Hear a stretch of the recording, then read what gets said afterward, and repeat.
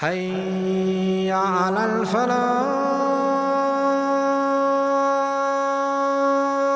Whoever is kept away from hellfire, whoever is protected from hellfire, whoever is saved from hellfire, and is granted entry into Jannah, into paradise, is the one who has achieved ultimate success. May Allah grant it to us. So Allah starts off by saying, every soul shall taste death. Now death, for you and me, sometimes we look at it and we are scared, we're worried. When am I going to die? What's going to happen to my children? What's going to happen to this that I'm going to leave behind? I'm still young. The most important worry is not supposed to be what's going to happen to what I'm going to leave behind, because you will always leave behind something. And there are others younger and stronger than you who left behind more than you. Sometimes their lives are happier without the person.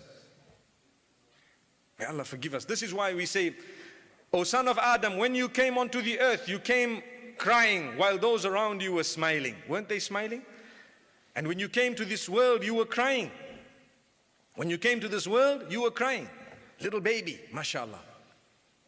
So live your life in such a way that when you leave this world, you leave smiling and those around you are crying. The opposite. When you came, it was the other way around. You were crying, they were smiling. But you led your life in such a beautiful way that when you left with a smile. And those around you were crying at the loss. You left a legacy. You left something for mankind to benefit from. And you took it from the sunnah of Muhammad sallallahu alayhi wasallam. Many of us think that if I teach my child salah, and I teach them hijab, and I teach them Quran, and I teach them this, that's enough. You have to teach them from that Quran, character, conduct, how to reach out to others, to be able to fulfill the rights of human beings, to reach out to people who belong to different faiths with your character and conduct, and at times even with a beautiful discussion, to be able to be promoter of peace, harmony, tolerance. All this is part of the deen. Go and study the life of Muhammad sallallahu alayhi wasallam. And you will come across amazing incidents. Right at the end when he passed away, he had his armor that was given as collateral to a Jewish man because he had food from that Jewish man when visitors had visited him. Did you know that? And people say, don't deal with the Jews.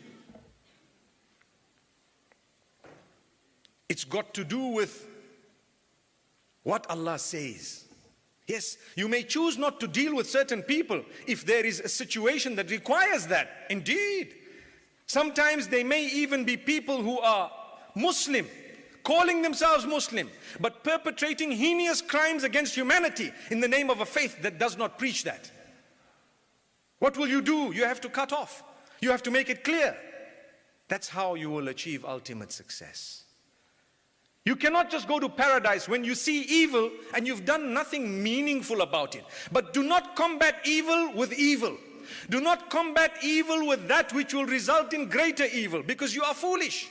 Many people, when they have a problem, even in the home or in the business or anywhere else, they deal with it in a way that creates 10 problems out of one. I'd rather live as a believer with one problem than to add another 9 because of the way I dealt with it.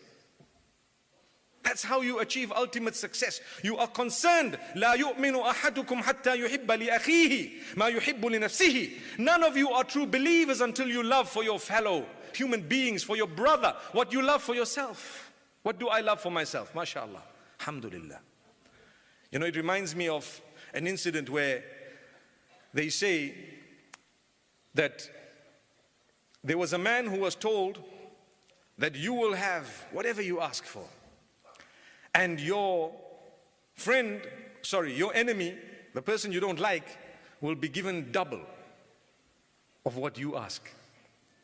And this man was thinking, well, look, I've got an opportunity. If I say no, I don't want, because I'm going to be jealous of what my friend gets, I'm going to lose out. So he says, I'm caught in a situation. Let me just start asking for things, see what happens. He says, I want a mansion. I want a huge mansion. I wanted a huge mansion filled with the latest of everything. And suddenly it was there. And as he looked across the road, he saw his enemy with a double-sized mansion in front of him. You got what you wanted. What's the point? Why worry about what someone else has got? You become depressed not because you don't have enough, because you are looking at what others have got, but you have enough. So then he says, okay, I want a mountain of gold, and he gets it. And his friend gets 2 mountains of gold, and he's saying, come on. Look at the dirty heart. So then he says, okay, you're going to give my enemy, it's the enemy actually, double. Yes. Okay, I want you to scare me half to death. May Allah subhanahu wa ta'ala forgive us.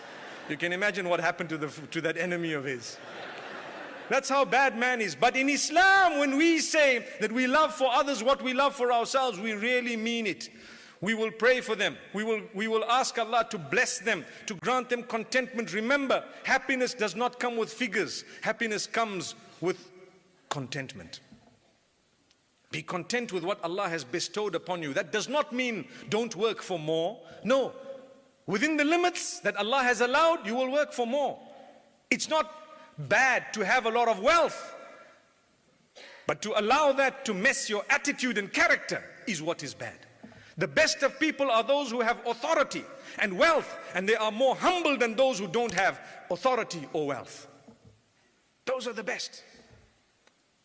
May Allah subhanahu wa ta'ala grant us strength. That's how you achieve ultimate success. You will enter paradise with those whom you have assisted in a good cause. You and I know that the Prophet Muhammad, peace be upon him, taught us that when there is goodness that you're involved in, don't be selfish with it. Share it with others. Teach people. You will be rewarded for everyone who follows your good example. But if you're a person who set a bad example, where do you expect to go? The gatekeepers of hell, it is in the Quran that they will ask the people who will be entering hell, hey, أَلَمْ يَأْتِكُمْ رُسُلٌ مِّنكُمْ يَتْلُونَ عَلَيْكُمْ آيَاتِ رَبِّكُمْ وَيُنذِرُونَكُمْ لِقَاءَ يَوْمِكُمْ هَذَا. Did messengers not come to you reciting the verses of Allah, reminding you about this day, that there will be a day of resurrection when there will be accounts of all your deeds? Didn't anyone come to remind you reading the verses? And you know what? The response will be, Bala, yes indeed they came. But what happened? Oh, we lost out. We didn't believe them. We didn't take them seriously. Let's not be from among those. Surely we would like the gatekeepers of Jannah, having the doors of Jannah open for us. And they say, Udkhuluha bisalamin aminin. Enter with all peace and security. You are so secure, no fear, nothing. You enter. This paradise belongs to you. May Allah grant that to us. Ameen. The gatekeepers of Jannah. Do you know what Allah subhanahu wa ta'ala says? Let's listen to these beautiful verses. Surah Al-Zumar. وَسِيقَ الَّذِينَ اتَّقَوْا رَبَّهُمْ إِلَى الْجَنَّةِ زُمَرًا. The people who used to be conscious of Allah during their short period of life in this world, on that day, they will be driven into paradise in groups. حتى إذا جاءوها وفتحت أبوابها. When they get to Jannah, they will find the doors wide open. Unlike hell, the doors are closed. When you get there, then they open the doors. There is a difference of a wow. Wow is one of the letters of the Arabic alphabet. If Allah says futihat abwabuha, it means you get there and then the doors are open. And if Allah says wa futihat abwabuha, it means when you get there the doors will already be opened. Amazing the difference one little letter can make in meaning. So when you want to enter as a VIP into a place, as you are walking in, you sail straight through. You don't stand and knock on the door. They know you're coming. The door is open and you're welcome.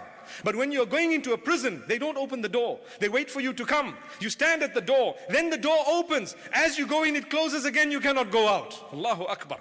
That's the description Allah has delivered just by a single wow in the Quran. So when they are going into paradise, and I'm sure, inshallah, we will be from among them, I have hope and I want you to have the same hope. And the angels will say to us, mashallah,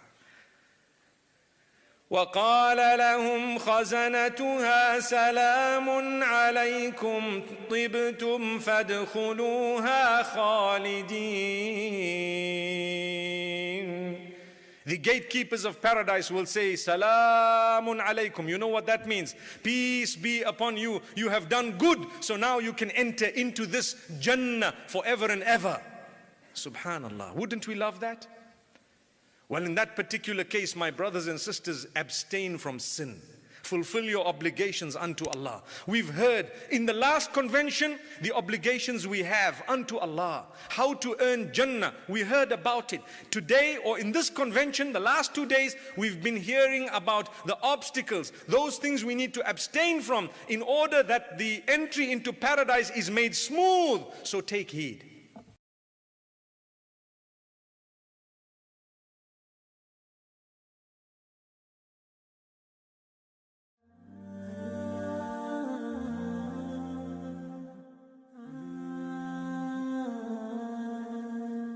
Thank you so much for listening to this short message. I pray that it has increased you in a little bit of motivation and hope, and the same applies to all of us. Jazakumullah khair. Assalamu alaikum wa rahmatullahi wa barakatuh.